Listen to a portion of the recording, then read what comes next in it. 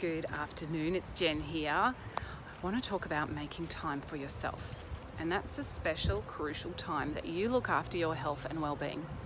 So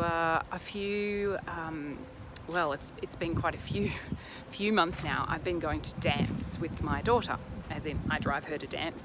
She does the class, I sit in the car and keep working. And by the end of the day, after dance class, I noticed I was getting really hunched, feeling tired. And I make really good use of that time at dance, but it's really unhealthy for me. It's great because I might get on the phone and talk to people, or I write notes in the car, but it's really unhealthy. And it got me to thinking, where would be a much better place to sit and spend my time while class is on? Now I could do the commute back home. It's not that far, but again, best use of time. And guess what I found? This little piece of paradise right here. Okay, great car park, nice and easy, ovals. One of the blokes has come down with his footy to practice his kicking already, getting into the season. And so I thought, hey, perfect. So now I can use that time to talk to you, record, and I can be healthy, although we might pick up the pace a little bit because that will help the cause. Otherwise, a bit slow and get talking so much and stop walking. So let's walk and talk. So this could be our walk and talk time with Jen. So we're talking about, back to topic, we're talking about making time for you and your health. It's really easy to put everything else first and come up with 1,000 excuses why there isn't enough time, hours in the day, etc., etc., etc. Insert your excuse. We all have them. It's really, really normal. However, when you know how much exercise, fresh air, nature particularly, I just love the bush. Don't you love the bush? I love listening to the birds. It just makes me feel amazing. Even if this is in the middle of industrial downtown Brookvale, you would never know, okay? You can't hear it. We've got this really cute little creek in here too, which is really quite pretty. Awesome trees. This particular tree reminds me of my grandpa. We used to climb these fabulous trees outside his place, up near Clunes in Lismore. So back to the bush. It's great for your health. So if you're not making time to do things that are really great for your health, where's your health at the moment? How's it feeling? Is it like a 2 out of 10? 0 being worst and 10 out of 10 being best? Or are you on fire? Because when your health is on fire, that's going to help everything. How your relationships are, how you are in business, how the leadership thing's going with team. All of that has such a really huge, significant impact. So take a moment and think about your weekly routine around your health and making time for you. How does it go?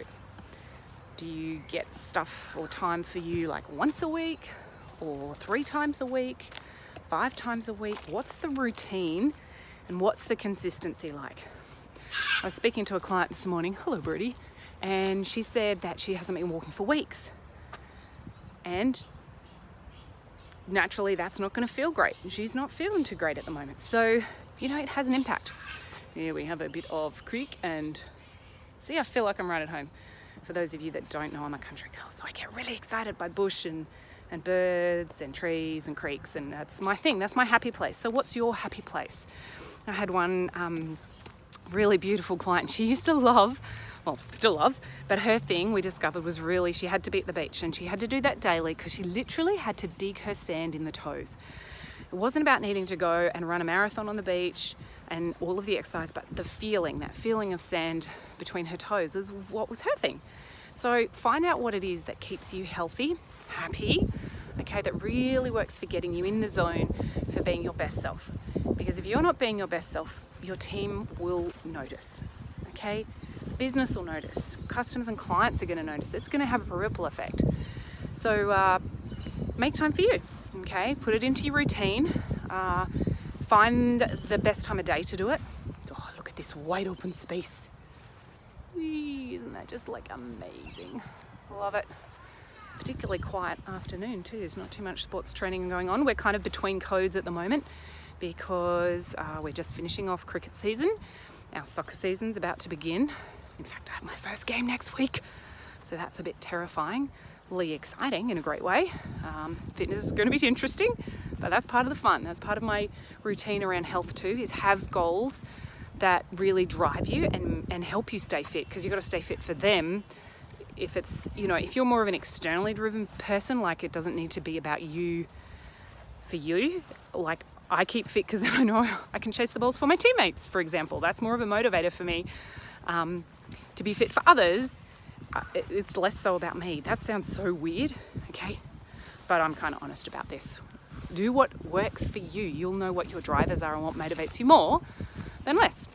Likewise, when someone were talking about confidence this morning on one of my calls, and I said, well, sometimes the confidence doesn't need to be about you. Make it about those that you want to be confident for. Like if you're being more confident as a leader and that's helping your team, then be confident. That's really going to help team. Okay, so make it less about you. Or family out walking the dog. It's all happening this Arvo. So trust that's useful. So make time for you. Now people go, oh, how do I do it when I'm so busy? I'm back to back. I've got this, that. It really is a case of it needs to go into the diary first. Okay, we tend to put like kids' activities in first. We might put social functions in. We'll put all the work stuff in the diary. Yet where does the health stuff fit? Do you have your health time mapped out and blocked in your diary, or does it kind of just get like squeezed in if it's possible? Okay, because then it's possible that it won't be probable and it may not happen. Okay, so make sure that you get the diary out and just map it. Being realistic, like if you've been doing nothing or very little, and like I'm talking like maybe once or twice a fortnight, then there's no expectation to go from 0 to hero and try and do 10 sessions in the next fortnight. That's probably going to be a little much on the radar, so just ease into it. Maybe your goal will be 4 times a fortnight, so twice a week do something healthy and fabulous that makes you feel amazing. So be realistic around it as well.